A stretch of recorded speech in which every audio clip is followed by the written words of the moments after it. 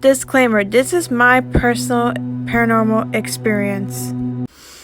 Years ago when I was a kid, I remember the neighborhood kids telling me about a haunted treehouse, which ironically was next door to my house. We don't know how exactly happened, but we know that a kid died from falling down from the treehouse. We don't know why, we don't know how, and we don't know when or who, or even it was a she or a he. The treehouse was very old, and some of us only was able to see only the platform in the middle of the treehouse, rotting away, falling apart. When every time kids walk past it, they get an weird, airy feeling from it. Not only will we get a bad feeling or whatever feeling we have, but the treehouse was always have that spooky, deadly feeling about it. Every time we even look at the tree, it looked like death just staring at us, but in the form of a tree.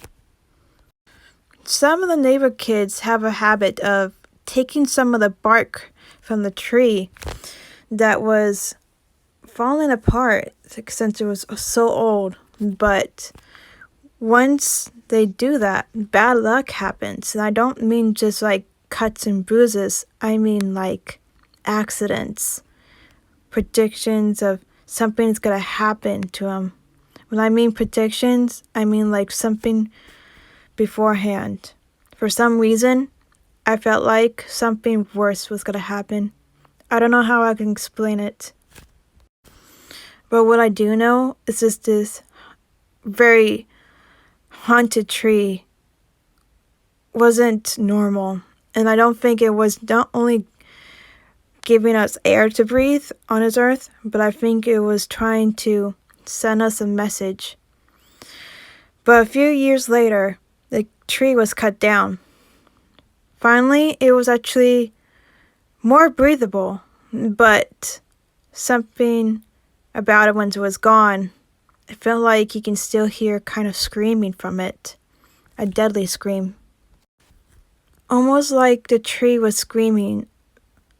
I don't know how to explain it, but I felt like it was screaming in pain. Almost like it wasn't even a real tree. The Shadow Man on a Halloween night.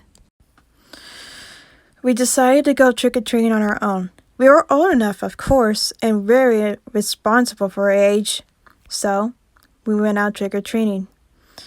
After we were done with our buckets full of candy, we decided to go home.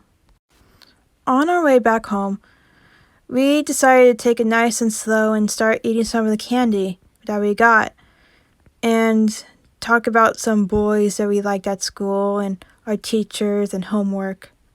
And then all of a sudden, my sister stopped. I turned and looked at her. "What is it?" I said, and she just pointed at the street light. Something or someone was standing there. It was a tall, black, shadowy figure. We weren't sure if someone was trying to scare us or it could be our dad. We shouted, "Hey, who are you? Dad? Darren? Who are you?" But no answer. We looked at each other and we were wondering if it could be just our eyes playing trick at us. But we see it clearly. It was still there, staring at us. We didn't know what to do, so we had to find another way back to the house. So we turned around and walked the opposite direction. And we started to sweet walk. Before we turned around to look and see if it was still there, it was gone. But again, my sister stopped, and she turned me around and she said, "It's there." There it was again, but this time it was closer, like across the street closer. We can see it, but we weren't sure if someone was really there or someone was playing tricks at us or it was something else. So I grabbed her hand and I told her we need to run home now. So we began running back home as fast as we could. But at the same time, we always looked behind our shoulders and see if the shadow man was there. Next we know, it was chasing us. And then my sister took me behind this giant bush that we couldn't see us. We hid there for a couple of seconds and took a good look around the neighborhood. It was gone, but we were still scared, and we were only a few blocks away from our house. We knew that we had to take a giant risk just to get back home. After a minute or two of catching our breath from running, I looked behind this bush that we were hiding from. It was gone for now, but we knew that we had to get home. Around this neighborhood, it was actually extra creepy in the daytime, just it was at night, especially Halloween night. We regretted coming in around that neighborhood, but we knew that if we don't leave now, our parents are worried and we don't know what was after us. After that, we got up and we started walking slowly and watching over our backs, making sure we weren't being followed. We had to run faster than ever before just to get back home, but we have to be discreet. We didn't want to make too much noise. It was been a few minutes since we saw the shadow man. At least that's what we call it because it was very tall, like a man, and we thought we were in the clear. We were almost home when then we saw it again. My sister screamed, and I'm like, oh my God, it's there. And then we started running back inside the house. And my mom was like, what's going on? We thought someone was following us, we said. We didn't know what to do. We were so scared. We hid and we run, and I think it's still following us. Our dad heard what happened, and we were screaming, and he took a look. No one was there. The thing that was after us was gone. My sister and I looked at each other and said, what? How can it be gone? It was literally chasing us. We didn't know who it was. We couldn't see their face. So our dad looked again. There's no one there. Are you sure something was following you? Yes, we both shouted. But what are we going to do? Well, we can't call the police, said my mom. But why? I said. Well, we don't see anybody. Are you sure? We're not crazy. Dad, it's true. We saw someone following us. It was chasing after us. What should we do? My dad said, that's enough, girls. It's probably just a prank that someone's trying to scare you, he said. A prank? Maybe. I don't know. I don't know anybody around this neighborhood would prank us, I said. My sister thought about it. Are we sure it's not something else? What do you mean? I said. Maybe it's paranormal, my sister said. My mother looked at her and she said, paranormal? Honey, it's just Halloween night. A lot of kids around the neighborhood like to prank, one another. But it could be just a goofy kid. It could be your old friend from your old neighborhood, because he's a giant goofball and likes to pull pranks on you. Maybe. But still, we saw right through it. It was I don't know how to explain it. It was there. And I'm like, yeah, it was there, but what else can we do? Nothing else we can do, said my dad. Now, what about you two go watch TV and eat your candy, and then an hour you should go to bed? My sister and I decided not to fight about it because we weren't sure what we saw or what to do next. So we went up to, our bedrooms and we started talking about it. But we decided it might be just a prank after all.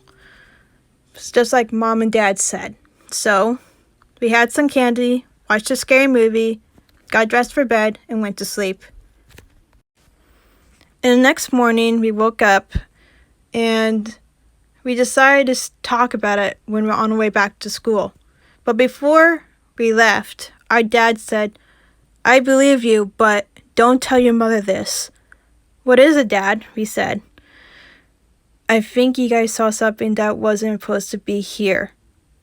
What does that mean, Dad? Are we in trouble? Or is it something else? Said my sister. I don't know, honey. But I do know is, if we see it again, run and don't let it catch you. And then he's like, that's it. I'm going to go work. Don't tell your mother this or anybody else. There's some things in this world you just can't explain. After the events of Halloween night, I began to wonder about the paranormal and what else we can do about it. But all I can think about is that I'm alive and whatever that thing was dead or wasn't even alive at one point. So I began to watch TV. Reminder, I was home alone at this time and things got weirder to scarier. So I came back home early because I had an appointment. My mom had to go to the store, my sister was at school, and my brother was, I don't know what he was, but I was scared to be alone. I only had a cat and a dog with me. So I began working on my homework, which wasn't really hard to do. So I turned on some TV, grabbed some snacks, did my homework in the living room, and watching TV. And what happens next scarred me for life. This is one story I never told anyone, not even to my mom or dad or my sister or my brother, or even to my closest friends. So, when I was done with my homework, I decided to read a book with the TV on. Well, I find it a bit unusual to watch TV and read a book, but I'm a multitasker. It's something I can do. So, when I was reading my book, the TV started to become acting weird. I'm not sure how or why. It was all staticky all of a sudden.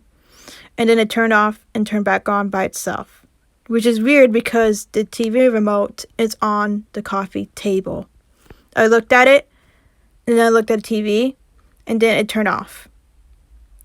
I was just staring at a blank screen. I was scared, and at the same time, I'm like thinking, it could be a technical problem, because it's a TV.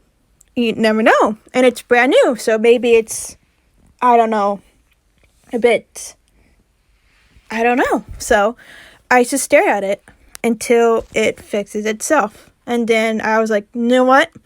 I'll grab the remote and I'll turn it off, which I did. And then the TV turned back on. I was freaking out. I was staring at this TV that was a few feet away from me. And next thing I know, it was saying, whispers, whispers. I see, hear, whispers. And I'm like, what does that mean? And then it turned off. I was like, okay, maybe it's nothing. It's something, or it could be weird.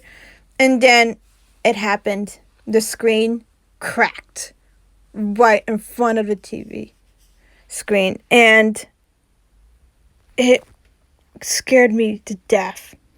It just suddenly just cracked the whole screen.